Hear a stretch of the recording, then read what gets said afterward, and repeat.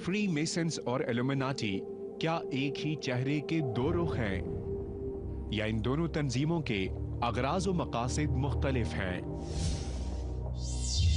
George Bush senior, George W Bush, Truman और Al Gore, इन तमाम सुदूर का ताल्लुक कहीं इल्यूमिनाटी तंजीम से बताया जाता है और कहीं फ्री मेसनरी से। कि इनकलाब फ्रांस में दिलचस्पी बढ़ाने वाला एक अंसर 1780 के अशरे में अतालवी रियासतों में इंतहा पसंदी की लहर भी थी। 1780 के अशरे में फ्री मेसन्स के लॉजेस ने इल्मी और ज़रई सोसाइटीज को मदगम करके रोशन ख्याली की दावेदार तंजीम इल्यूमिनाटी में तब्दील करना शुरू कर दिया,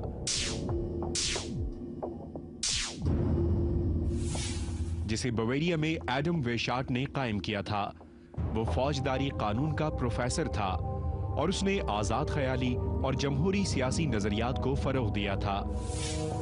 कई मुहक्किकीन दावा करते हैं कि इल्यूमिनाटी नामी तंजीम फ्री मेसन्स का एक इदारा है।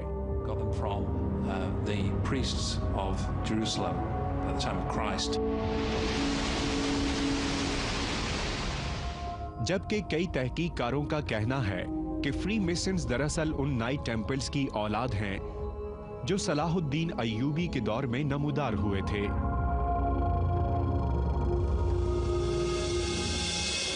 जी बिल्कुल ताल्लुक है इनका। खुफिया तंजीमें और भी हैं, ये दोनों ज़्यादा मशहूर हैं। इल्यूमिनाती भी एक खुफिया तंजीम है जो बहुत कदीम है। फ्री मेसनरी इतनी कदीम तो रिसर्चर्स के हवाले से नहीं मानी जाती, लेकिन उसको भी अच्छा खासा टाइम हो गया। वो भी एक खुफिया तंजीम है। हर खुफिया तंजीम अपनी जगह एक मिस्ट्री होती है। इल्यूमिनाती आज भी मासेस के लिए एक मिस्ट्री है और उस वक्त भी मिस्ट्री थी जब ये बनी थी, और इसी तरह फ्री मेसनरी भी है। तो आप यूं कह सकते हैं कि इल्यूमिनाती और फ्री मेसनरी एक दूसरे के अंदर शामिल हुई तंजीमें हैं। इस हवाले से इनका ताल्लुक बनता है। यानी यूं कहिए कि ये mystery with in a mystery हैं, इसलिए दुनिया के सामने ये डबल मिस्ट्री बन के आते हैं। आदमी मेसनरी से बिलोंग करता हो कोई शख्स, या इल्यूमिनाती से बिलोंग करता हो, वो दोनों सूरतों में यही कहलाएगा कि वो किसी खुफिया तंजीम से ताल्लुक़ रखता है। दोनों के अगराज व मकासद बिल्कुल बराबरी हैं, वही कि सारी दुनिया पर एक पावर की हुक्मरानी हो जाए, जिसको कभी वो एक आंख से दिखाते हैं, कभी वो पिरामिड की शक्ल में दिखाते हैं। तो दोनों बज़ाहिर तौर पे अलग अलग तंजीमें हैं। फ्री मेसनरी इल्यूमिनाती के बहुत बाद में तश्कील पाई है, लेकिन अब ये इंटरैक्ट हो गई हैं। इसका सबूत यूँ भी दिया जा सकता है कि अमेरिकन प्रेसिडेंट्स, रशियन प्रेसिडेंट्स, कुछ का ताल्लुक फ्री मेसनरी से था, कुछ का ताल्लुक इल्यूमिनाती से था और कुछ का दोनों से था। 6 कोने वाला सितारा और $1 बिल। अमरीकी डॉलर की पुश्त पर उकाब की बालाई सतह पर जिस डिजाइन के अंदर 13 सितारे जगमगा रहे हैं, उस डिजाइन के 6 कोने हैं। इस तरह ये 6 कोने वाला सितारा बन रहा है, जिसे स्टार ऑफ डेविड कहा जाता है। कई तहकीककार तो कहते हैं ये स्टार ऑफ डेविड नहीं बल्कि स्टार ऑफ डेविल है। अगर अहराम वाली मोहर का बगौर मुआयना किया जाए और एनोइट का ए और सेप्टिस का एस, ऑर्डो का ओ, नोवस का एन और सेक्लरम का एम आपस में लकीरों के जरिए मिला दिया जाए तो 6 कोनों वाला स्टार ऑफ डेविड भी बन जाता है और लफ्ज मेसन भी मुकम्मल हो जाता है।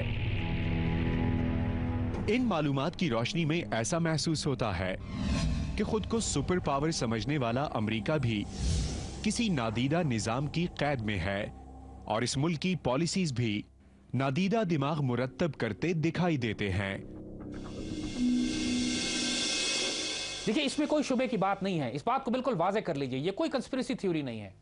अमेरिका को सीक्रेट सोसाइटीज चला रही हैं। पूरे अमेरिकन कौम, 25 करोड़ की कौम गुलाम है उन सीक्रेट सोसाइटीज की जो फेडरल रिजर्व को कंट्रोल करते हैं, जो उसका मीडिया कंट्रोल करते हैं, जिनकी ग्रेट सील अमेरिका के $1 बिल के ऊपर बनी हुई है, और जो बुनियादी तौर पर वो नियोकॉन जायनिस्ट्स हैं, जिनकी पुष्ट पर इल्यूमिनाटी है, जिनकी पुष्ट पर एल्डर्स ऑफ जायन है, जिनकी पुष्ट के ऊपर कबाला और वो बड़े यहूदी हैं कि जो पूरी दुनिया पर वो ख्वाब देख रहे हैं हुकूमत करने का। अमेरिका की फौजी ताकत, माशी ताकत, उसके माशरे की ताकत को इस्तेमाल करते हुए पूरी दुनिया में तबाही बर्पा करना। दुनिया में सबसे बड़ी गुलाम कौम अमेरिकन हैं, जिनको एक एक अमरीकी उसका बाल बाल कर्ज में जकड़ा हुआ है उन यहूदियों का क्योंकि उन्होंने कवानीन इस तरह बना दिए कि अमेरिकन हुकूमत अपनी करेंसी भी नहीं छाप सकती जब तक फेडरल रिजर्व से इसको कर्ज ना ले। वो कर्ज अदा करने के लिए अवामी अमेरिकन कौम पे टैक्सेस लगाए जाते हैं। और अब हालत ये हो चुकी है कि अमेरिकन हुकूमत बजाते खुद अपने फेडरल रिजर्व की इतनी बड़ी मकरूज हो चुकी है कि पूरी अमेरिकन कौम और उसके बाद पूरी दुनिया का जहां तक अमेरिकन का इन्फ्लुएंस है, वो तमाम लोग उस फेडरल रिजर्व को, जिसको वो इल्यूमिनाटी के 13 खानदान कंट्रोल करते हैं, उनकी गुलाम बन चुकी है। ये वो निज़ाम है जिसके जरिए इन्होंने अमेरिका पर कब्जा किया और अमेरिका के जरिए पूरी दुनिया को गुलाम बनाने के लिए तबाही और बर्बादी और जंगों की आग भड़काते फिर रहे हैं।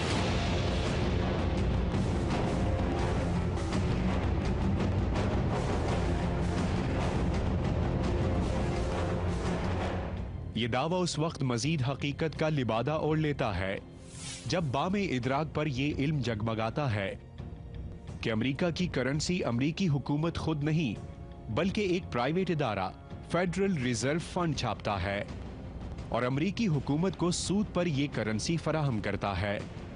इस इदारे के यहूदी मालिकान में से कुछ का ताल्लुक फ्रीमेसन्स और कुछ का ताल्लुक इल्यूमिनाटी से बताया जाता है। सवाल यह है कि दुनिया की सुपर पावर को ऐसी कौन सी मजबूरी है जो उसे अपनी करेंसी छापने का इख्तियार भी नहीं दे रही?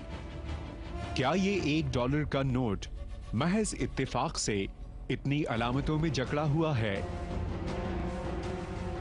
या ये नोट एक आलमी एजेंडा है, सारी दुनिया पर तसल्लुत का शैतानी एजेंडा?